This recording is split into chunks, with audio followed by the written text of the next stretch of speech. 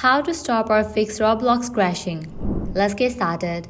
The very first thing you want to do is give a fresh restart to your PC. For that, click on the start icon given at the bottom left corner. Now go ahead and click on this power icon. Different options will appear. Click on the option of restart. Once you give a restart to your PC, your problem might be fixed. Likewise, heading towards another solution. Over here you will find the search box. Type in run. Once app appears, open it. Now here you have to type in %local app data % and click on OK. A new window will pop up. Now over here you're going to find different options. Head towards the file option Roblox. Once you find it, you have to delete it. So right click on it. Now go ahead and click on the option of delete.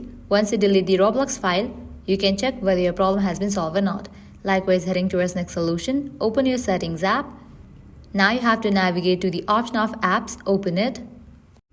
In this page, you will find all the apps that are installed in your device. Go ahead and find the app Roblox. Once you find it, click on it. Now click on uninstall app. Once you uninstall this app, you have to reinstall it.